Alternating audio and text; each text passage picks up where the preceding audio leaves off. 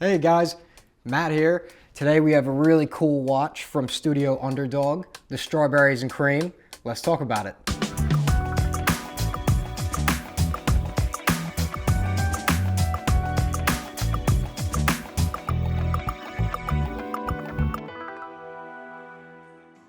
So Studio Underdog came around in about 2020, and the founder, Richard Bank, he was a designer that is a lover of watches like most of us, and he decided to take his love and passion for watches a step further and design his own watch, and Studio Underdog was born.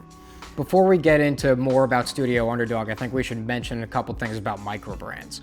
I think microbrands in the market are extremely important, and they're only getting more and more popular. They create such differentiation and also more competition for the bigger brands as well, as some of them can come up with new innovations in mechanics, design, and case shapes. They become a different type of art every time someone puts their own passion into a new brand. Microbrands can have a large price range. You have microbrands such as Studio Underdog that are going to range about $500 to $1,000. You have Baltic, that's going to range to about $1,000 to $3,000. La Venture, that will range from about $5,000 to $15,000. And then you have the big boys.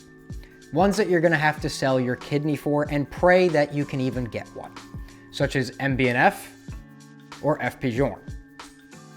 I think the microbrands are so important because they offer a tremendous amount of diversity in the market, especially the more hot horological segment. You don't really see AP making things that represent fruits, although they are doing some lavish things nowadays, but certainly Patek Philippe and Rolex do not. You have plenty of hot horological machines that MB&F can create that look like vintage robots and things you saw in the 60s in comic books and stuff. Even companies like Journe that are creating extremely complicated pieces that can easily compete with Patek Philippe, A. Lange & Söhne, and many other high-end brands. Every single company has started off, I don't care if it was Patek Philippe, Audemars, Zenith, Rolex, they all started with one person and a dream. These microbrands are the same thing, just happening in modern times. That is why we should pay so much attention to them. That's why we should give them the same love and appreciation that we have for Audemars, Patek, Rolex, Vacheron, and really spread the word about them, because it gives, like I said, that diversity, and that diversity creates even more competition and better watches for us at the end of the day. Let's get back to the Studio Underdog Strawberries and Cream. This is their latest Bicompax manual wind chronograph. It's sitting in a 38.5 millimeter case. The first thing I noticed about this watch was this gorgeous double dome sapphire crystal on it. It plays with the light when you play on the angles very, very well. And it really gives a beautiful amount of depth to this layered dial. The thing I love the most about the watch is how playful it is. Of course, named Strawberries and Cream, you have red for the strawberry and, well, cream for the cream. This particular dial is so interesting because it's been sandblasted, but it's also a layered dial, so it gives a fantastic amount of depth to it. And the detail is really awesome on the seconds hand and your minutes hand for the chronograph. The hours markers are strawberry seeds, which is, again, aids to that fun and playfulness. The case itself is in a 38.5 millimeter. It has tapered and quite small lugs that actually really help that neo-vintage feel to it. It's very, very comfortable on the wrist. So let's move to the back side of the watch, which of course reveals the movement through a sapphire case back. This is an ST1901 movement. It's a manual wind Bicompax chronograph with a column wheel. You have a beautiful amount of blued steel screws in there. And it's so interesting that at this price point, you can get a movement with history too. The Chinese Air Force used this movement for a long time. It is based off of the Swiss movement. The regulator is a swan neck regulator, which isn't actually common on this movement. Swan neck regulators are usually found in more high-end German watches.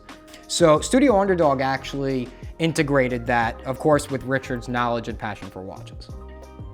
For the price point, I believe we acquired this watch at $675. it is a killer bang for your buck. I mean, you're getting something that is beautifully well made.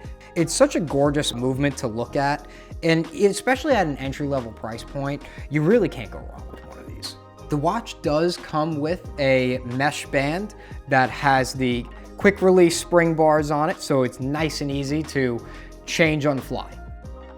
I personally prefer it on the leather. The leather is very supple, really comfortable, and has a nice flexibility to it. The packaging of the watch is also really interesting because you don't get to see many watch boxes like this. Studio Underdog on it. It also comes with a travel pouch. The travel pouch is really great. Again, nice supple leather on it. Can easily slide the watch in and out and put it over the leather tab. I think Richard absolutely nailed this.